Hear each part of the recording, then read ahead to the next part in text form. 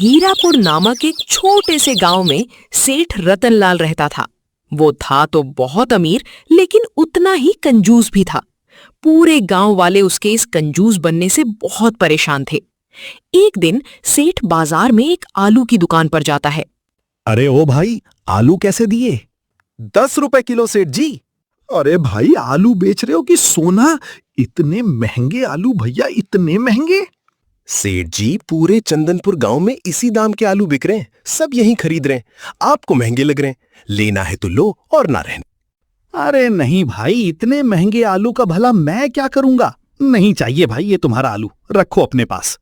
तभी कुछ दूरी पर चलते ही सेठ रतनलाल को एक कपड़ों की दुकान दिखती है। कल ही बहुत सुंदर सुंदर साड़ियां लेकर आया हूँ। ये देखिए सेठ जी, आप भी ले जाइए, भाभी जी के लिए खुश हो जाएंगी। हाँ हाँ, क्यों नहीं, चलो आज ले ही जाता हूँ लक्ष्मी के लिए साड़ी। कब से वो बोल रही है मुझे एक नई साड़ी के लिए। ये बताओ भैया, कितने की दोगे? अरे ज्यादा महंगी नहीं है सेठ जी, बस 500 रुपए की है। क्या कहा? 500 रुपए? अरे भाई, इतनी महंगी, वो भी ये मामूली सी साड़ी? नहीं नहीं भाई, रहने दो। लक्ष्मी भलाई इतनी महंगी साड़ी का क्या करेगी?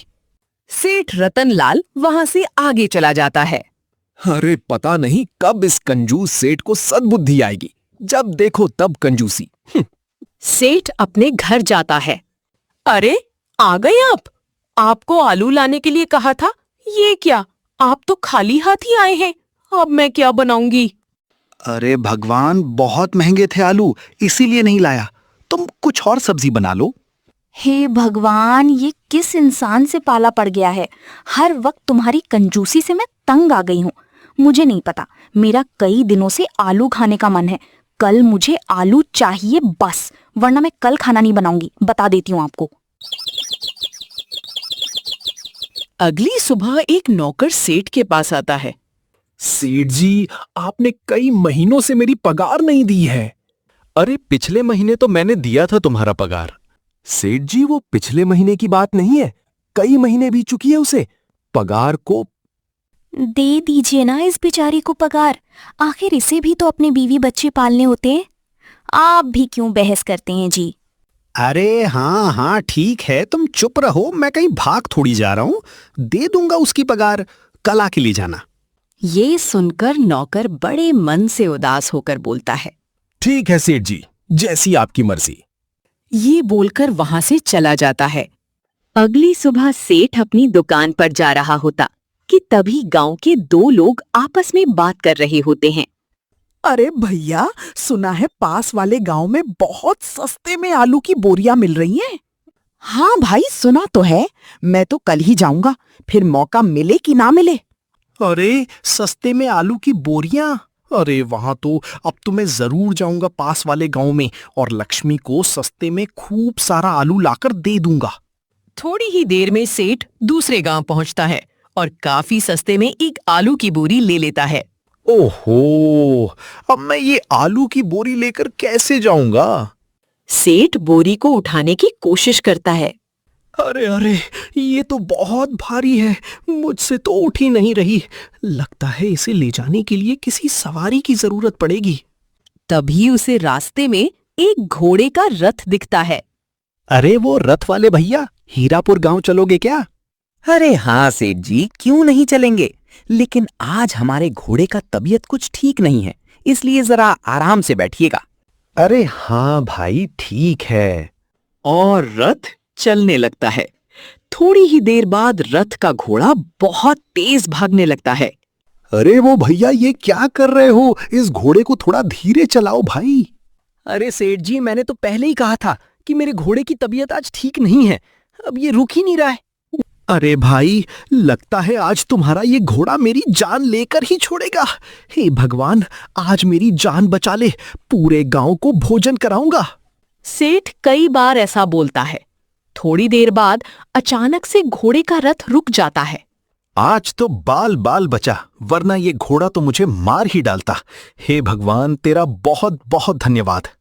अरे सेठ जी, आप तो आपको पूरे गांव को भोजन करना पड़ेगा। अरे सेठ जी, मुझे मत भूलिएगा, मैं अभी जाकर पूरे गांव वालों को बता देता हूँ, सेठ जी पूरे गांव को दावत देने वाले हैं। ऐसा बोलते हुए वो रथ वाला वहां से चला जाता है। ये सोचकर सेठ बड़ा उदास हो जाता है और सेठ अपने घर जाता है। अरे आ गए आप? कहाँ चले गए थे? काफी देर से लौटे हैं। अरे मैं तो तुम्हारे लिए आलू की बोरी लेने गया था, लेकिन एक नई मुसीबत आ गई। क्या हुआ जी? आखिर ऐसी कौन सी मुसीबत आ गई है? क्यों ऐसी बातें कर रहे हैं आप?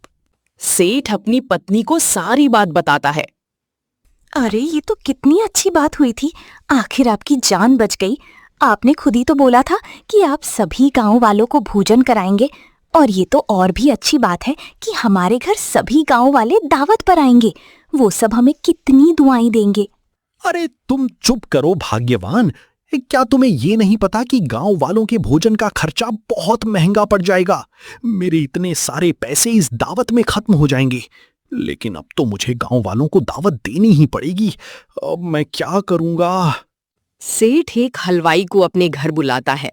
सेठ जी, आपने बुलाया मुझे? बताइए क्या बनवाना है आपको? मुझे ऐसे लड्डू बनवाने हैं जो किसी से ना चबाया जाए। तुम एक एक लड्डू काफी बड़ा और ठोस बनवाना। अरे सेठ जी, ये क्या बोल रहे हैं आप?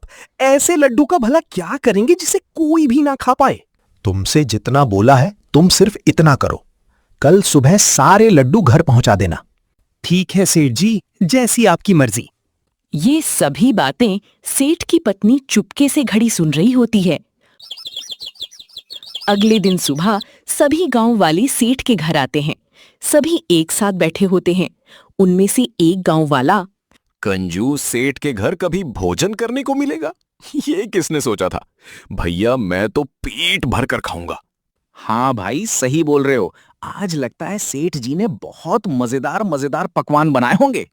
हाँ, मेरे मुंह में तो ये सोच कर ही पानी आ रहा भैया। कि तभी वहां पर सेठ रतनलाल आता है। आज तो हम जी भर कर खाएंगे। अभी थोड़ी देर में तुम्हारे लिए भोजन आता ही होगा। तभी गांव वालों के सामने सेठ का एक नौकर पत्तों से बनी खाने की प्लेट एक एक करके रख देता है। काफी देर के इंतजार के बाद, कितनी देर में आएगा भोजन? हाँ भाई, कब से तो इंतजार कर रहे हैं। अब तो पेट में चूहे भी कूदने लगे हैं। अब सब्र नहीं होता भाई। कि तभी सेठ की पत्नी एक थाली में बहुत सारे लड्डू लेकर आती है और सबकी प्लेट में एक एक लड्डू रख देती है। इसमें भला हमारा क्या होगा? इस एक लड्डू से तो हमारी भूख ही नहीं मिटेगी।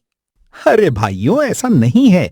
मैंने आप सभी गांव वालों के लिए काफी सारे पकवान बनवाए हैं, लेकिन मैं आपके साथ एक खेल खेलना चाहता हूं भैया। कैसा खेला सेठ जी? तुम में से जो भी सबसे पहले अपने सामने राखी थाली में रखा लड्डू खा लेगा, उसे ही पकवानों से भारी थाली दी जाएगी और साथ में एक सोने का सिक्का भी दिया जाएगा। ये बात सुनकर सभी गांव वाले हैरान हो जाते हैं।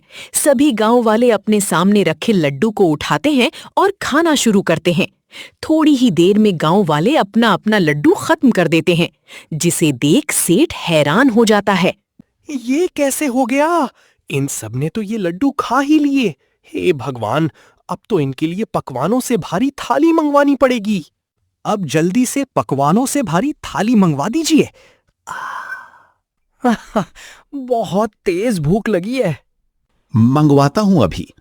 कि तभी सभी गांव वालों को पकवानों से भरी एक थाली दी जाती है, जिससे गांव वाले बड़े चाव से खाने लगते हैं।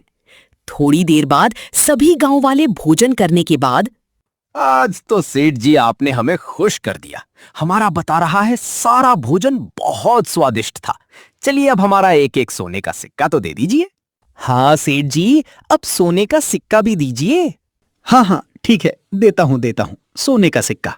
तभी सेठ अपनी पोटली में से एक एक सोने का सिक्का सभी गांव वालों को देता है। लेकिन ये कैसे हो गया?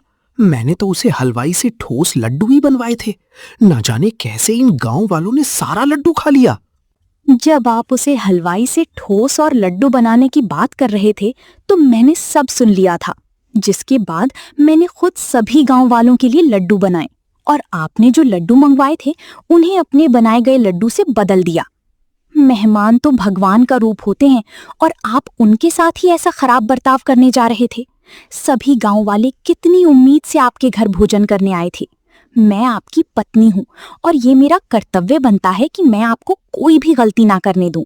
इसीलिए मैंने वो लड्डू बदल दिए थे। अपनी पत्नी की ऐसी बातें सुन सेठ को अपनी गलती पर पछतावा होता है। तुम सही कह रही हो भाग्यवान, तुमने मेरी आंखें खोल दी। मैं अपनी कंजूसी के कारण घर भोजन करने आए मेहमानों के साथ कितना गलत करने जा रहा था, लेकिन तुमने अपनी सूझबूझ से ऐसा नहीं होने दिया। तुम्हारा बहुत बहुत धन्यवाद मेरी प्यारी पत्नी।